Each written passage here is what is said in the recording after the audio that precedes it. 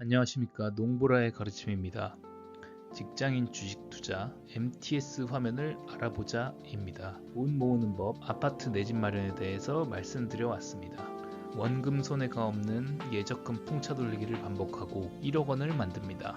내 집 마련을 목표로 부동산에 대해서 공부해야 하고 KBC세가 있는 수도권 최소 광역시 아파트를 삽니다. 주식 투자를 통해 세계 경제에 대한 공부를 해나갑니다. 개별 종목이 아닌 S&P 500 ETF를 모으자라고 말씀을 드렸습니다. 어떤 주식을 사는지도 말씀드렸으니 이제 모바일 트레이딩 시스템 MTS 어플을 깔고 주식을 직접 사봐야 되겠습니다. 화면에서 뭘 눌러야 할지, 화면에서 수많은 막대기와 숫자가 뭘 뜻하는지 도무지 감이 안 잡힐 겁니다.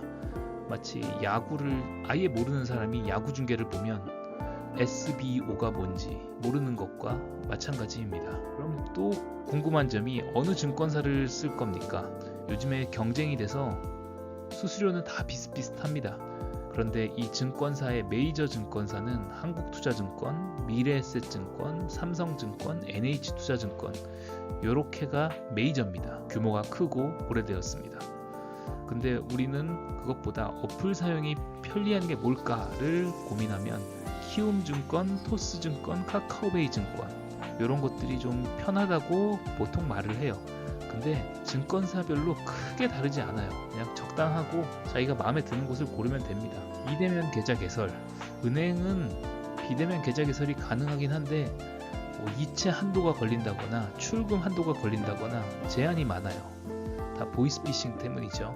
근데 증권사는 이런 거에 관대해요. 뭐든지 가능해요. 비대면으로 계좌를 개설했다고 해서 이것저것 제한을 하지 않습니다. 이체 한도도 넉넉합니다. 타행이체 수수료 같은 거 받지 않아요. 정말 관대합니다. 여러 계좌 개설도 가능합니다.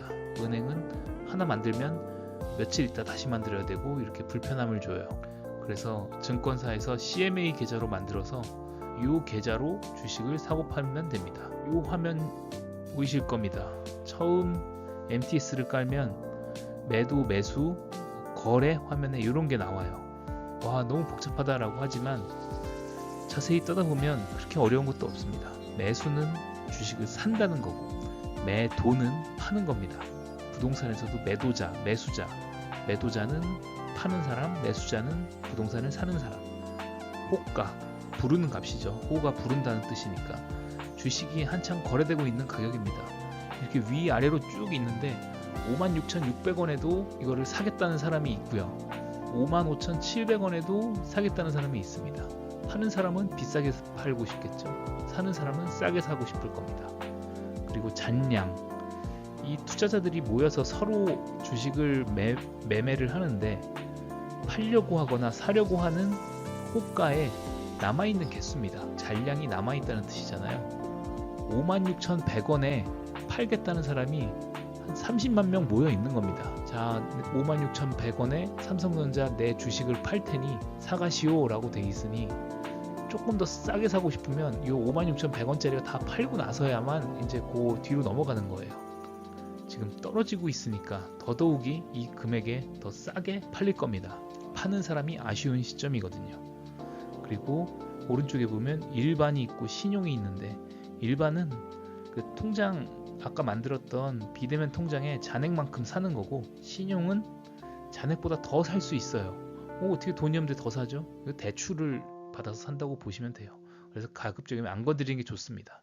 신용, 미수 다 마찬가지입니다. 그리고 결심을 했어요. 그래서 56,000원에 살려고 금액을 적어냈어요. 난 56,000원에 삼성전자를 사겠소 라고 했는데 신청했다고 무조건 체결되지 않아요.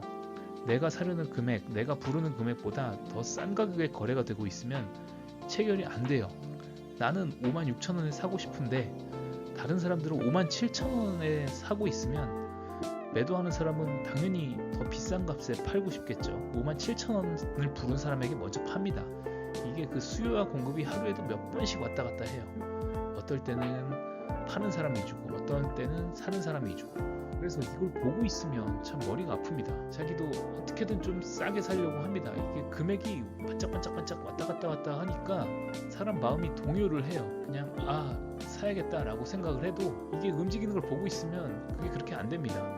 또 조금이라도 싸게 사야 되는데 기다려보자 해서 56,000원 정도에는 살 수 있을 거야 라고 했는데 다들 막 57,000원에 거래가 되는 거예요. 그러면 56,000원은 못 사겠네. 조금 더 금액을 올려서 그냥 57,000원에 사야겠다라고 했는데 또 막 오르기 시작해요. 갑자기 58,000원, 59,000원이네. 그래서 58,000원에 겨우 샀네. 내가 사려는 금액보다 2,000원 좀 비싸게 샀지만 그래도 어쩔 수 없다라고 했는데 조금 있다가 들어가보면 이게 56,000원이 돼 있어요. 이게 뭐야 하면서 굉장히 화가 납니다. 주식을 처음 하면 자주 겪는 패턴이에요. 그래서 이 지정가라는 게 있고 시장가라는 게 있는데, 지정가는 아까 말씀드렸듯이 내가 56,000원 난 이 금액으로 살 거야 라고 해서 딱 걸어 놓으면 언젠가 주식값이 오르고 떨어졌을 때 56,000원 내가 부른 값에 사람들이 확 몰려들면 그 금액으로 사게 되는 겁니다. 근데 그게 언제 올지 몰라요. 오늘이 지나갈 수도 있고요. 한 2, 3초 만에 그렇게 돼버릴 수도 있어요. 그리고 시장가는 뭐냐? 그래서 시장에서 거래되는 금액으로 알아서 매수하는 거예요. 내가 스마트폰 터치를 하는 순간 이게 금액이 1000 단위로 오를 수도 있고 100 단위로 떨어질 수도 있고 이렇게 왔다 갔다 해요. 시장에서 사고 팔리는 가격으로 정해주는 거예요. 그래서 개별 종목 가격이 어떻게 될지 모르니까 정기적으로 적정 금액을 매수하라고 했습니다. 하루 종일 본다고 달라지지 않아요. 이게 멘탈만 털립니다. 그래서 급여가 10일 입금이 되면 제일 먼저 아파트 대출 이자를 자동이체에 걸어놔야겠죠. 그리고 보험, 카드 대금, 관리비 등등 집안에 필요한 고정비들이 자동이체 되는 것을 봅니다. 돈이 모자라면 플러스 통장에서 가져오고 남으면 플러스 통장에 넣고, 그래서 10만원에서 20만원 정도만 고정적으로 주식을 사는 겁니다. 시장가로 걸어놓고 MTS를 보지 마세요. 봐봤자 시간 낭비입니다. 미국에서 거래되는 S&P 500 ETF를 사고 싶으시면 SPYG, 한국에서 거래되는 S&P 500 ETF를 사고 싶으시면 코덱스 S&P 500 사라고 말씀을 드렸습니다. 크게 오르지도 않고 크게 떨어지지도 않아요. 이거는 S&P 500 지수를 추종하는 ETF이기 때문에 세계 경제에 큰 이슈가 있을 때 변동해요. 아마존이 올랐다, 테슬라가 올랐다, 이런 걸로 S&P 500 지수가 움직이지 않습니다. 오늘이 2025년 4월 7일인데요. 오늘도 S&P 500이 떨어지고 있습니다. 3일 연속 떨어지고 있습니다. 왜 그럴까요? 뉴스를 보면 미국 S&P 500 개장 초 4%대 급락, 트럼프가 고율 관세 정책으로 미국도 하락하고 전 세계 증시가 막 떨어지고 있습니다. 관세 고집을 꺾지 않으면 물가는 올라가고 경기가 안 좋아진다는 예상 때문에 이게 이렇게 빨리 반응을 하는 거예요. 반응하는 게 거의 초단위로 움직입니다. 갑자기 트럼프가 고율 관세 정책을 고수하진 않을 것이다, 이렇게 경기가 나빠질 줄 몰랐다 라고 또 한마디 하면 또 바뀔 거예요. 정리하겠습니다. 개별 종목은 가격의 흐름을 알 수 없습니다. MTS를 쳐다보면서 몇백 원 더 싸게 사는 거 의미 없습니다. 그래서 정기적으로 시장가에 사서 모으는 것을 계속 하라 말씀드렸습니다. 감사합니다.